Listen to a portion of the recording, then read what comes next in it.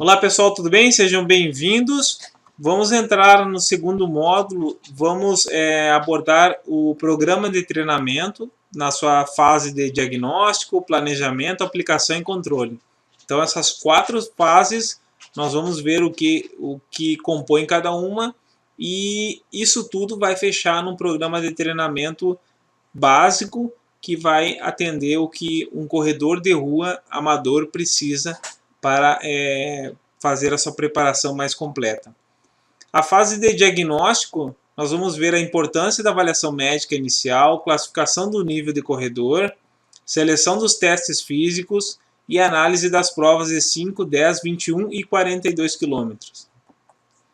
Bom, passando pelo diagnóstico do indivíduo, esse diagnóstico ele é uma avaliação inicial, mas ele não serve só para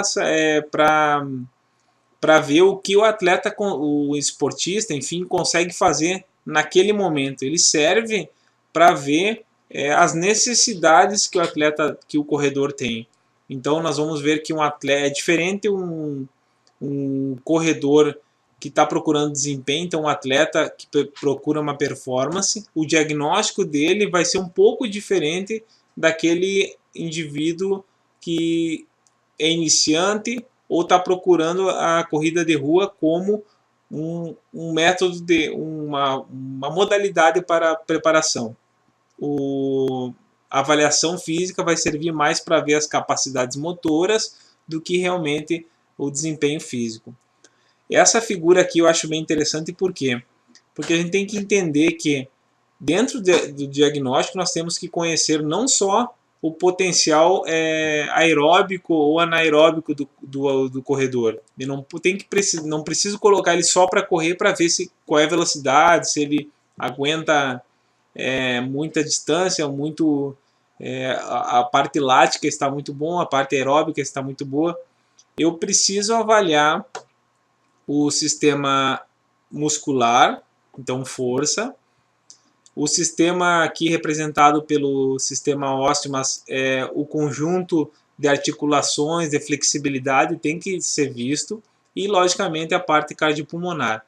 Além disso, eu preciso ter uma análise, conhecer a técnica do corredor, coordenação, como é que está o equilíbrio muscular, como é que está a parte de propriocepção, se ele tem algum desvio da técnica que vai prejudicar. Então, se eu colocar teste só para ver se ele corre 3.000 muito rápido ou ele corre os 40 segundos muito rápido, eu acabo não conhecendo, não fazendo o diagnóstico do corredor. E dessa forma eu vou ter um panorama, um diagnóstico mais completo do corredor na hora de prescrever. A avaliação física ela tem importância porque, através dos exames de saúde, eu vou ter, dentro da fase de diagnóstico, eu vou conhecer o atleta e vou saber se ele tem condições médicas, clínicas de suportar o treinamento. Se ele tem, mas tem recomendações, isso já tem que vir na liberação médica. Então serve para aspecto legal do treinador, para ele ter o amparo legal, que ele recebeu um indivíduo com saúde em condições de receber o treinamento, e as observações que vai servir de base para ajustar, individualizar o treinamento. Perfil psicológico. O corredor, o atleta, não é perfil psicológico necessariamente de psicólogo. O profissional de educação física ele tem que entender, ou ele tem que procurar fazer uma relação do quanto comprometido está o corredor com o programa de treinamento. Então, um corredor de rua de 42 km, então um maratonista, ele precisa ter a disciplina e também a capacidade, o perfil psicológico adequado para suportar uma carga de treinamento maior. Na prática, o que acontece? O atleta vai treinar, ele quer treinar, ele quer fazer uma preparação para uma maratona, só que ele não tem a perseverança para fazer aqueles treinos longos ou para manter a disciplina da planilha ele acaba faltando alguns treinamentos, ele não tem aquele perfil realmente de um atleta de resistência longa. O que tem que ser feito? O treinador tem que avaliar essa condição e propor que ele reduza a distância dele. Então, começa com 5, viu que está rendendo, começa com a parte para 10. Então, propõe essa alteração do objetivo de maneira que o atleta, se ele for cumprindo as etapas, ele naturalmente progride. Então, isso é bem interessante mostrar ou ter uma ideia do que esse atleta tem de perfil psicológico. Perfil metabólico é o que a gente acaba tendo mais contato, então é a capacidade cardiopulmonar, passando pela resistência aeróbica, potência aeróbica, resistência anaeróbica. Então eu faço os testes de velocidade de corrida e vai me dar o potencial, o perfil metabólico do indivíduo. Perfil neuromuscular. Esse passa pela força, flexibilidade. Dessa forma, eu posso ver se eu preciso ver quais são as necessidades daquele indivíduo quanto à preparação complementar. Então, vocês vão ver que depois, mais para frente, nós vamos fechar os métodos complementar específico. O complementar não pode ser deixado de lado. A pergunta que vem sempre: posso fazer musculação e corrida? Pode, de maneira que a musculação, um exemplo de força, seja facilitadora, seja o apoio e suporte para a corrida. Dessa maneira não tem o conflito, tem um treinamento cruzado, o que vai acabar favorecendo. Mas para isso eu preciso ver o perfil neuromuscular. Então eu posso ver se está tendo desequilíbrio, se a amplitude articular está adequada. Então eu separo alguns testes que eu possa aplicar no início e ter um acompanhamento ao longo do programa de treinamento. Na prática, o que pode acontecer? Eu tenho um atleta, um corredor que tem um perfil metabólico muito bom e vou querer dar o melhor treinamento para ele. Mas na hora de fazer a avaliação da flexibilidade, o atleta tem um encurtamento muito grande da cadeia posterior. Então, se ele for treinar tão forte quanto ele pode, correr tão rápido, ele vai acabar tendo lesão, porque ele não está com o sistema neuromuscular, a flexibilidade boa. Então, o que eu tenho que fazer? Ajusto o metabólico para começar, mas eu dou prioridade para adaptação neuromuscular. Depois que ele apresentar níveis melhores de flexibilidade, por exemplo, ele começa a ser liberado, ou eu dou ênfase para o metabólico. Então ele vai correr mais rápido desde que o sistema dele aguente isso. Perfil técnico. A corrida precisa de um gesto adequado. Se um corredor de 5 km vai procurar aumentar a velocidade e a postura dele vai ser o suficiente para render mais. Um atleta de 42 km, ele tem que ter o perfil, tem que ter a técnica adequada para ser econômico para suportar os 42 km. Então, a técnica é justamente isso, eu acertar o gesto mais adequado para aquela distância e também para aproveitar o perfil a capacidade do indivíduo. Então, atletas mais fortes podem ter uma ideia, uma postura um pouco mais, uma técnica mais agressiva, e aquele atleta que vai fazer provas longas e tem um perfil mais de resistência, ele tem que aproveitar essa capacidade de suportar mais, desde que a técnica e o gesto técnico seja adequado. No diagnóstico, eu separo 4 ou 5 exercícios educativos, ou testes de equilíbrio, testes de coordenação, de agilidade, de maneira que durante o programa eu consiga repetir esses testes e acompanhe a evolução. Perfil técnico vai mostrar também quais são os educativos mais adequados para corrigir aqueles erros posturais ou vícios de movimento. Perfil antropométrico, a avaliação de altura, peso, alguma dobra cutânea, enfim, alguma equação que eu ache necessário para aquele indivíduo, desde que eu consiga repetir depois. Isso vai fazer uma relação, então se o atleta não está rendendo no treino, muitas vezes ele está tendo um desvio de peso, ou ele está tendo um problema de aumentou a relação de gordura, enfim. E da mesma forma eu consigo ver se esse atleta está... qual o efeito do treinamento na composição corporal dele. Tudo isso na corrida de rua é interessante. Quanto maior o nível de rendimento do indivíduo, cresce o comprometimento dele na parte de controle antropométrico, no controle de peso ou da composição corporal. Classificação do atleta ou praticante. Todo mundo que participa do esporte, que faz o esporte, é um esportista. Ele pode ser recreativo ou atletas. Isso é uma classificação, uma sugestão de classificação. Por quê? Por que é interessante eu classificar o atleta, o praticante de corrida?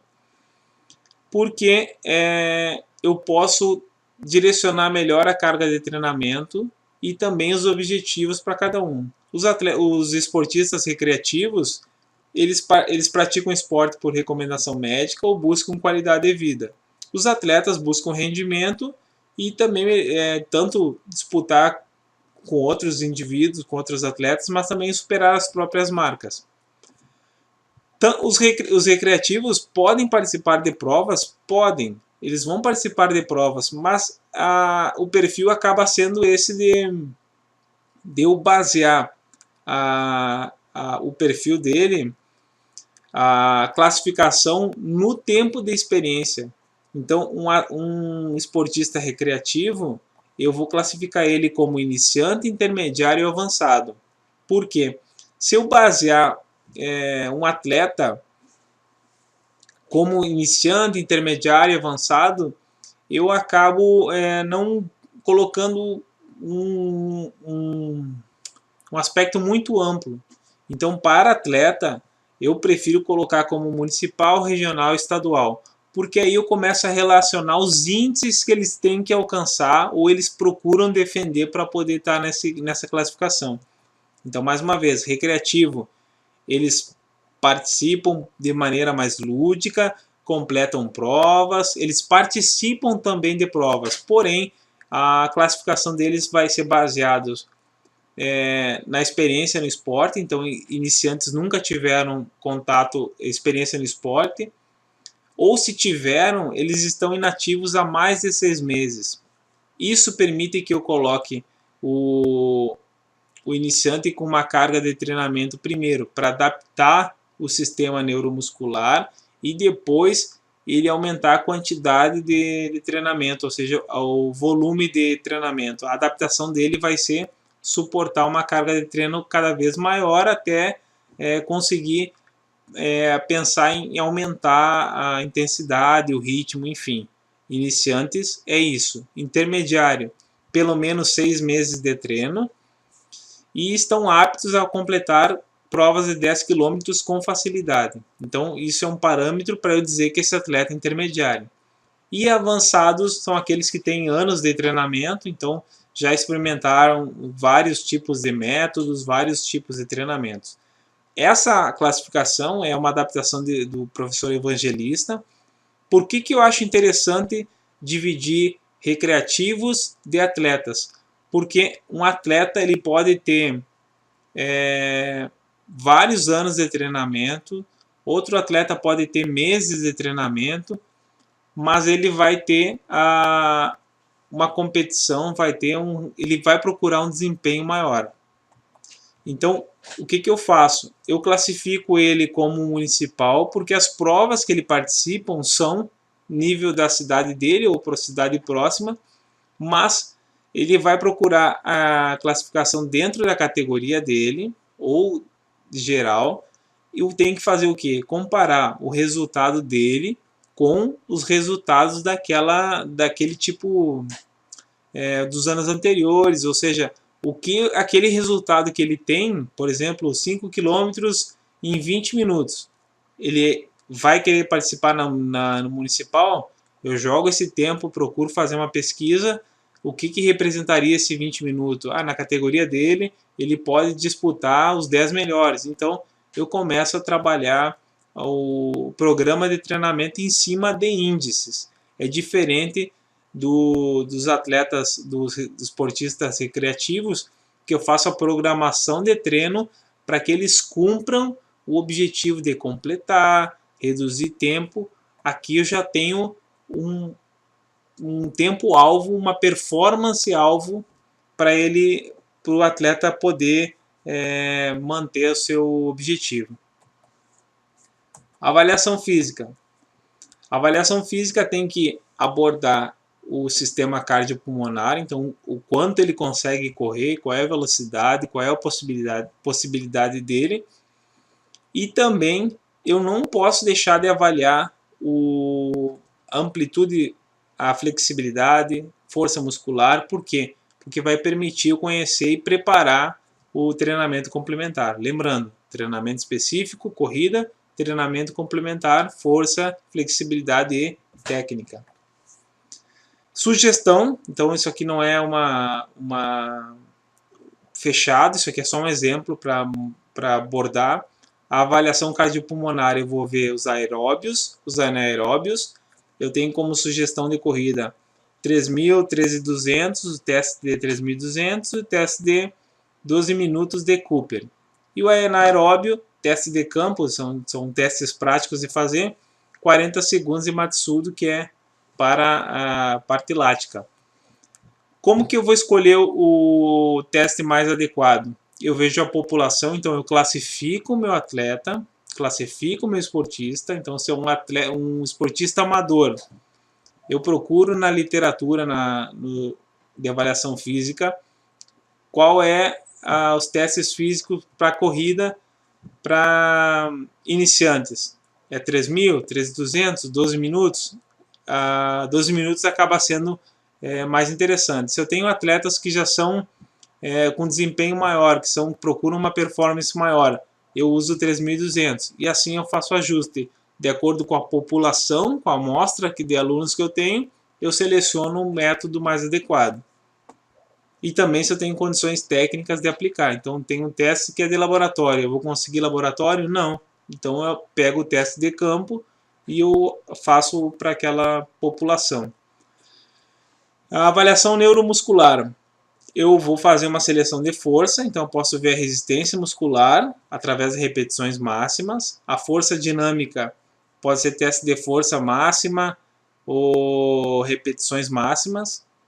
Força explosiva, teste de saltos. Então é uma sugestão, esses aqui são alguns dos testes. Da mesma forma, eu pego o que eu preciso, o que eu quero avaliar, então para resistência muscular, qual a população que eu tenho? Então eu faço a relação dos testes e aplico. Flexibilidade. Podemos aplicar FlexiTest, que é um teste, uma bateria de movimentos que tem a sua avaliação pode ser quantificado por número, tem uma pontuação, e em cima disso ele tem o resultado. E sentar e alcançar de Wells é o banco de Wells, que tem uma marcação, uma régua, faz uma flexão do quadril, uma extensão e faz a marcação. É um movimento que representa ali é um protocolo que mostra, faz uma relação com a flexibilidade geral. De maneira geral, eu escolho o teste em cima da amostra de população que eu tenho. Qual é a observação? O teste que eu aplicar no diagnóstico, eu não preciso aplicar sempre o mesmo durante todo o tempo do programa, mas os principais eu tenho que repetir, eu tenho que ter condições de acompanhar o resultado. Por quê?